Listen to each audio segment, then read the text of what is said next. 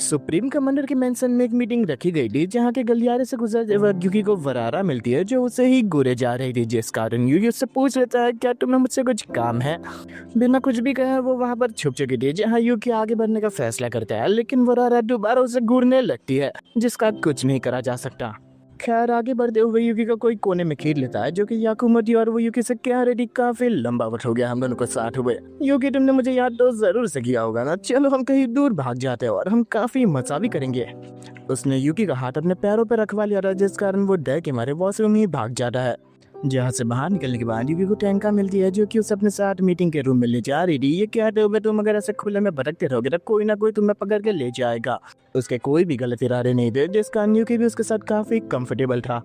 Rain America के president की सुरक्षा में तैनात थी, इसलिए वो मीटिंग को वीडियो कॉल के जरिए अटेंड करते हुए सभी कमांडर्स को बताती है जापान के योकोहामा में हाल ही में कुछ लड़कियां गायब हो चुकी है, जिसे अगवा करने के पीछे बस एक ही लड़की का हाथ है और उसकी बस एक ही फोटो हमारे हाथों लग पाई है, जिसे देख कर ही वो सभी समझ चुके थे ये एक ह्यूमनॉइड है। इसके अलावा उनके पास कोई भी सुराग नहीं था, जिन्हें खत्म करने के लिए उन्हें असल दुनिया की पुलिस के साथ मिलकर काम करना होगा, जिसकी जिम्मेदारी वो कमांडर मीरा को सौंपती है। साथ ही रिस्क को मिनिमाइज करने के लिए वो एक डिस्पोजल यूनिट भी भेजने वाली थी कुछ गिने चुने लोगों से, ताकि मार्टो में भी प्रोटेक्शन बनी रहे। जिस बारे में जानने के साथ ही मीरा कहती है इस सब की कोई जरूरत नहीं, मैं अकेले संभाल लूंगी। जिसकी बहादुरी देखने के बाद कोनोमी और गिना उसकी तारीफ कर रहे थे। जहाँ रेन का कहना था वहाँ कितने दुश्मन होंगे इसका कोई अंदाजा नहीं, इसलिए तुम अपने साथ एक कमांडर को भी ले जाओ। याकुमो बच्चों की तरह कूदकर खुद को ले जाने की बात कर रही थी, लेकिन मीरा अच्छे से जानती है वो कितनी ज्यादा तबाही मचाएगी, जिस काम के लिए वो क्योका को चुनती है। हाँ, उसका कहना था मीटिंग के खत्म होने के बाद हम दोनों तुरंत ही निकल जाएंगे। यूकी खुद के मन को तैयार कर रहा था क्योंकि अगली जंग असल दुनिया में होने वाली थी। रात के वक्त योकोहामा के किसी मेंशन में कुसेत्सु अपने शिकार किए हुए सभी लड़कियों को बेहोशी की हालत में ककून में लटका रखा था, जिन्हें देखते हुए वो लाड़ भी टपका रही थी। कितने स्वादिष्ट है।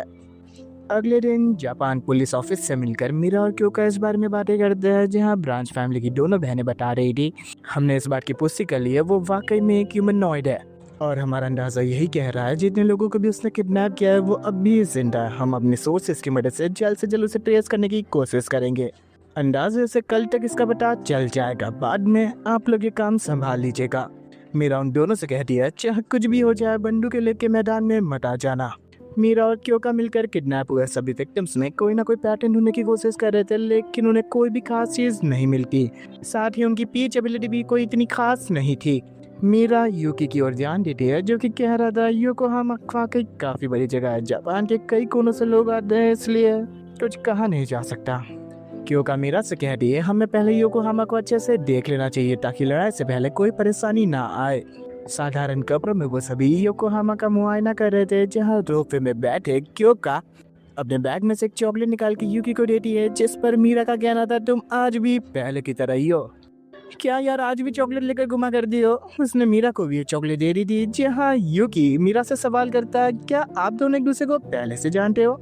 सही समझे तुम बच्चे, मैं हाई स्कूल के वक्त में काफी बड़ी कुंडी थी जब काफी आसानी से किसी को भी हरा देती थी। मेरा सामना करने की ताकत किसी में भी नहीं थी, लेकिन डीमन डिफेंस फोर्स में ज्वाइन होने के बाद मुझे इस क्योका ने हरा दिया। वैसे तो इसमें कोई बड़ी बात नहीं थी, शायद से कोई तुक्का भी हो सकता है, पर हम दोनों साथ ही में अलग अलग सेक्शन के कमांडर्स भी बने। यूकी कहता है अच्छा समझ गया, आप दोनों एक दूसरे के फ्रेंडली राइवल्स हो ना। जिस पर दोनों एक दूसरे से लड़ने लगते हैं। हाँ बेशक हम राइवल्स है जो कि एक दूसरे से लड़कर सुप्रीम कमांडर बनना चाहते हैं। यूकी उन दोनों की लड़ाई को देखकर कह रहा था मुझे पूछना ही नहीं चाहिए था। बाद में वो सभी रेस्टोरेंट में जाते हैं, जहाँ मीरा यूकी से पूछे थे तुम एक बात जानते हो मैंने क्योका को ही क्यों चुना। मैं अच्छे से जानती हूँ हम दोनों साथ में मिलकर उसे आराम से हरा सकते हैं। अगर मैं अकेले जाऊँ तो ये एक तरह से गद्दारी होगी हमारी दुश्मनी को। मुझे पता है तुम इसे सपोर्ट करने में कोई कमी नहीं छोड़ने वाले, लेकिन एक बात का ध्यान रखना लोगों की जान बचाना ज्यादा जरूरी है। डीमन डिफेंस फोर्स का यही नियम है। अपनी दोस्त की ऐसी हरकतें क्योका को काफी ज्यादा पसंद आती है। फिर वो सभी पार्क में टहलने निकलते हैं, जहाँ मीरा सभी की इनकन्वीनियंस का ध्यान रख रही थी।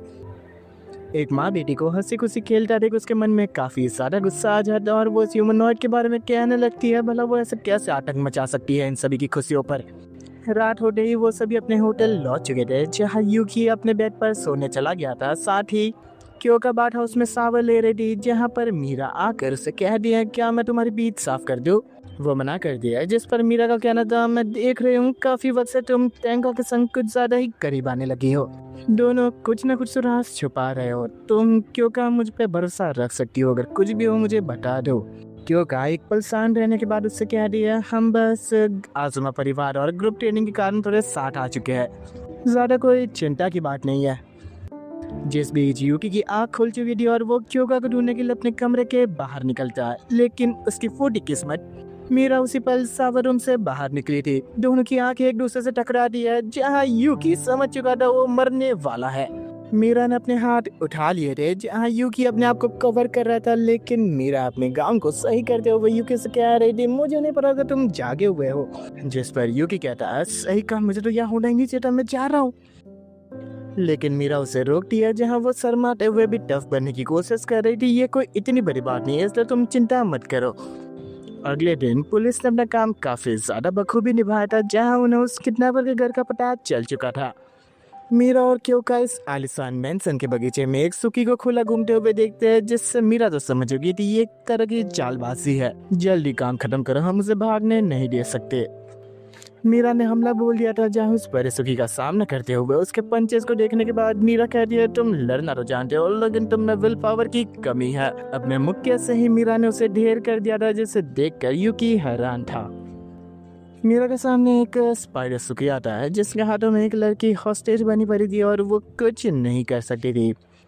पीछे खड़ा सुखी भी अब दोबारा अपने पैरों पे खड़ा हो चुका था, जहाँ मीरा इन गंदी चालों को लेकर काफी ज्यादा गुस्से में थी। वो स्पाइडर सुखी आगे बढ़कर अपनी तलवार के संग मीरा को एक कबाब बना देता है। यूकी को लग रहा था वो मारी गई, लेकिन अगले ही पल वो हवा में से आकर उस स्पाइडर सुखी के हाथों हॉस्टेज को छुड़ा ले जाती है, जहाँ क्योका यूकी के संग मिलकर उस बड़े सुखी को ढेर कर देती है, उसकी अजीब सी ट्रांसफॉर्मेशन के बावजूद भी। पर क्योका को थोड़ी खरोच आ जाती है, जहां मीरा उस हॉस्टेज को जमीन पर सही सलामत लेटाने के बाद गुस्से में आग बबूला हो रही थी। जहां मारो डायमेंशन के सेकंड स्क्वाड के बेस पर हमें मेगुमी ज़हा को दिखने मिलता है, जो कि सेकंड इन कमांडर है। पहले वो कुछ बुरे लोगों के संगत में आकर कुछ गलत चीजें करा करती थी, जहां मीरा की बेशुमार ताकत की बदौलत वो एक सही रास्ते पर आ पाए। उनके ग्रुप में शामिल होने के बाद वो पूरे गर्व के संग उनके झंडे को लहराती थी। उसकी रेड सोल की एबिलिटी किसी एक पर्सन की पावर को बूस्ट कर सकती है। इस अनोखी खूबी के बावजूद मीरा की असल ताकत सिर्फ फिजिकल स्ट्रेंथ नहीं है। मैंसन के अंदर मौजूदा सभी हॉस्टेजेस को सही सलामत मीरा ने बाहर निकाल लिया था, जहाँ उसके काफी सारे क्लोन थे।